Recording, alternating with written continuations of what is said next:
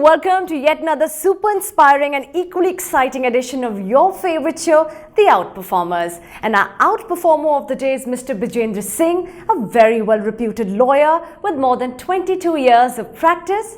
He has represented government bodies and public sector undertakings such as National Fertilizer Limited, the Ministry of Railways, State Trading Corporation, IRCTC, BHEL, National Textile Corporation and banks like Central Bank of India and Punjab National Bank. Mr. Bijendra Singh has been enrolled with Bar Council of Delhi since 1997. He is on the panel of State Bank of India, Dedicated Freight Corridor Corporation of India and Punjab National Bank.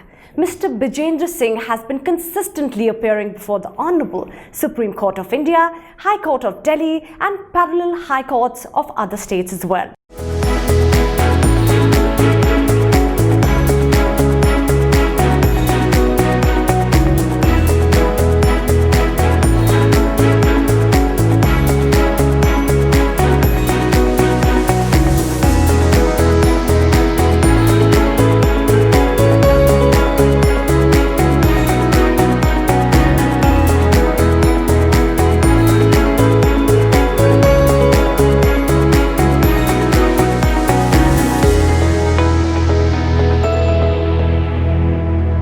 Let's welcome our outperformer, Mr. Bijendra Singh. Hello, sir. Welcome to the show. Mr. Bijendra, we generally see lawyers who specialize in a particular category. That could be a civil lawyer, a criminal lawyer, a corporate lawyer, etc., etc. But you are certainly a very, very rare case who specializes in all the fields. Tell us a little about it. See, this distinction has more to do with something else which is totally alien to the field of law. The reason I tell you why, because a lawyer should be good at reading and understanding the law and applying it. There is a set formula, or you can say the set procedure, and there are well-defined rules and the doctrines through which you read the law and then you interpret and apply it to a fact situation. So this distinction at the bottom of it is actually not very much material if you look at it. Okay. But as far as in popular conception or popular perception it has come to be acknowledged, of course it goes like this. But for me, since I started without any background, so therefore whichever case was coming my way, I was doing it. Over the period, the accumulated information, accumulated knowledge base is now contributing in a tremendous way for me, and it hardly matters now which type of case is there, because I understand the basic rules and I understand what are the basic facts and I just have to apply that. But still it would be very, very interesting for all the people who wish to be like you. They would definitely want to know what is that one specific category. It could be civil, it could be corporate, it could be criminal, that you really like it. You know, you really like fighting cases of a particular category. Now it is constitutional and corporate matters which attract me more, because there you have to face the challenging situations every day. Because at one level in the constitutional matters you have to think about the evolving concept of human rights. Yes. And every day since state is there out with almost every day with a new law. So you have to think about the individual. So that is one field which actually attracts me most, and then the corporate matters also, because in last few years we have seen how the entire business environment has changed, how the laws have also undergone sea change, and granted the fact that the people coming from all over the world, they are investing in India. So we are facing certain situations where actually it is very challenging to find an instant solution and to facilitate the business venture which is going ahead with the investment, maybe with the in any field of activity which the government of India permits and people are willing to invest in India. Absolutely. So these two fields now attract me most. Mr. Bijendra, how do you rate India's law enforcement agencies' work in the next 15 years? Technology is going to make a sea change.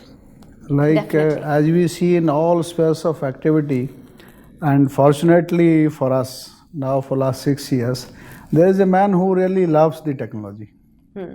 He has almost changed the entire working experience of this country Without a doubt. single-handedly without creating much of fuss about it. Yes.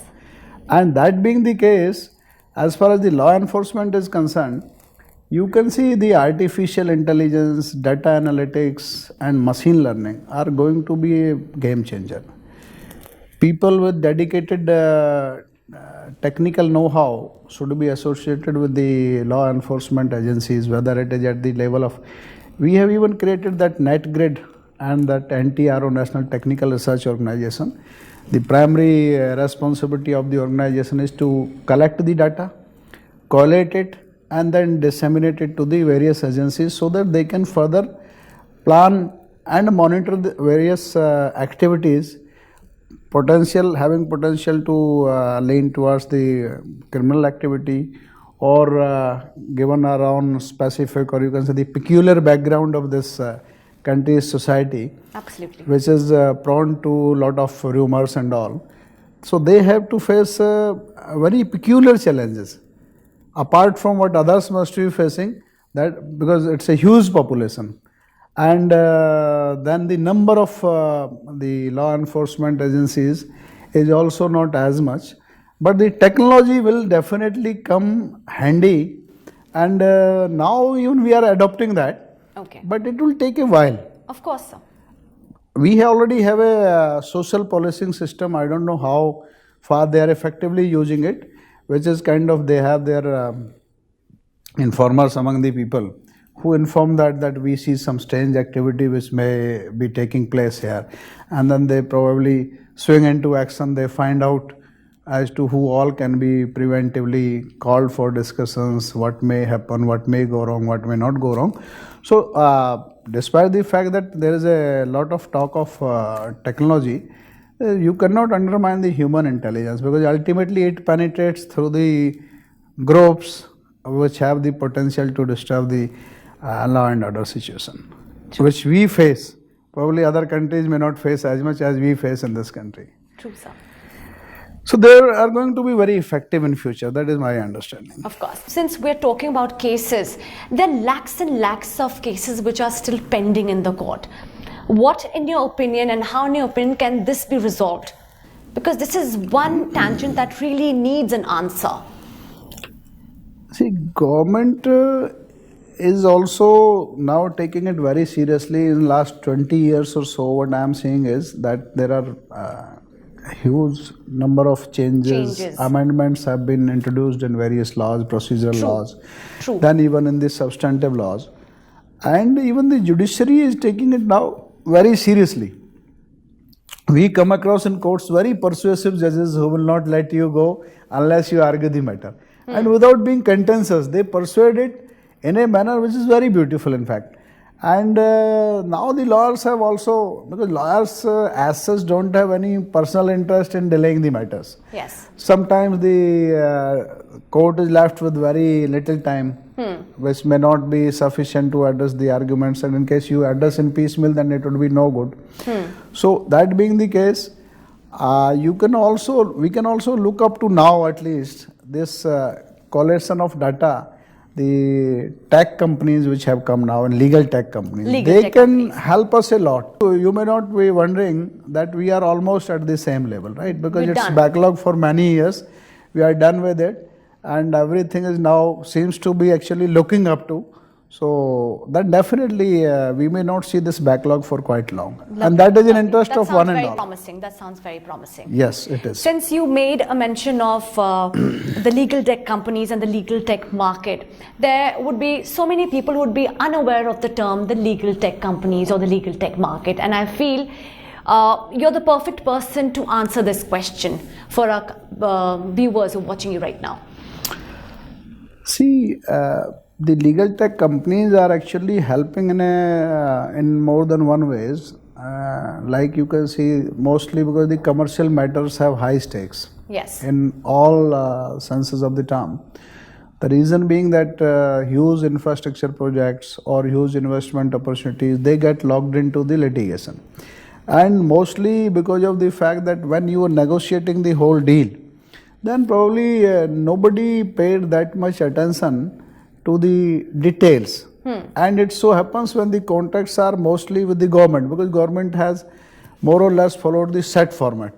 Even that is now changing, I must tell you, because government has also started looking up to this technology, which can probably find out a particular clause, can give you the what would be the effect of clause A on clause B or on clause X. Okay. So you can cull out those areas by applying this technology, which may have the potential to lead to a dispute situation.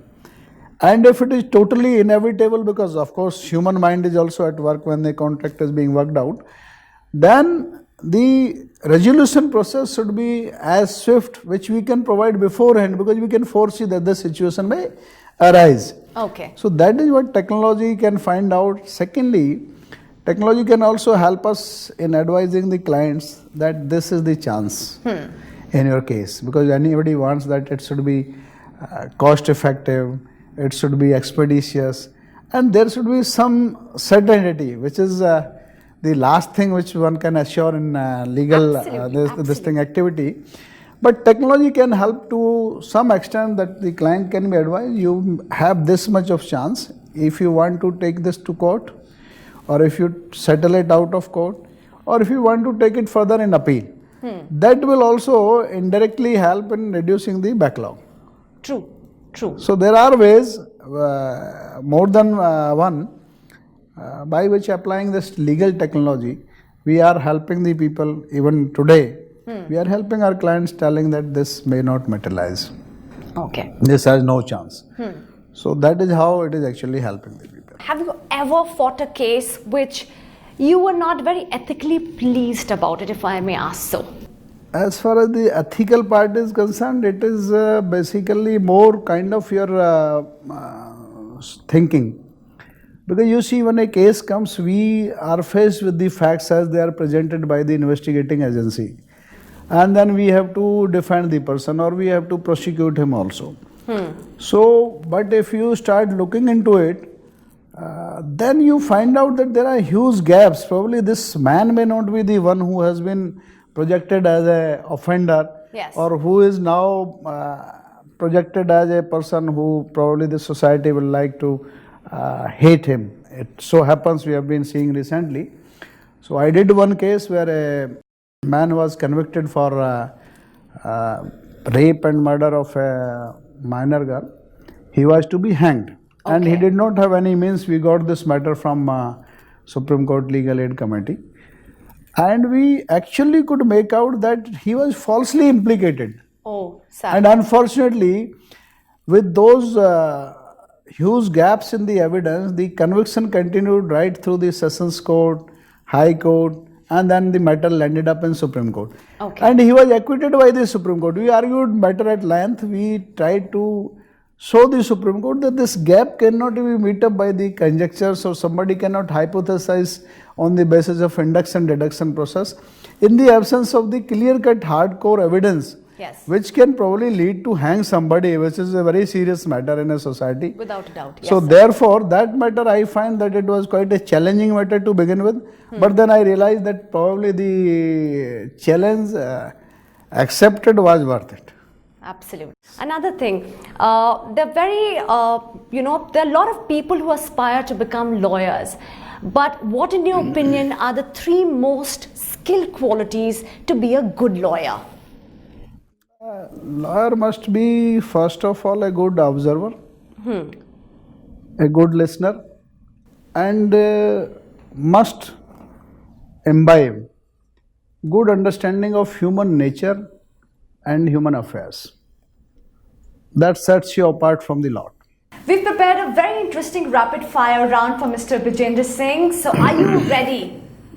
Yes. Wouldn't you want to say bring it on? Bring it on. All right.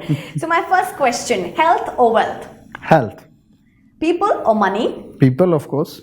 Long-term strategy or short-term gains? Long-term strategy. Passion or money? Passion. Talent or experience? Talent. Different things or doing things differently? Doing things differently. Fabulous. With this, we'd like to thank you, sir. Thank you so much for sharing your valuable time, and you've truly been the perfect outperformer of this show. Thank you. With this, it's a wrap on today's edition of your favorite show, The Outperformers. I hope you enjoyed every bit of this chit-chatty interview with Mr. Bijendra Singh. See you next time. Thanks for watching.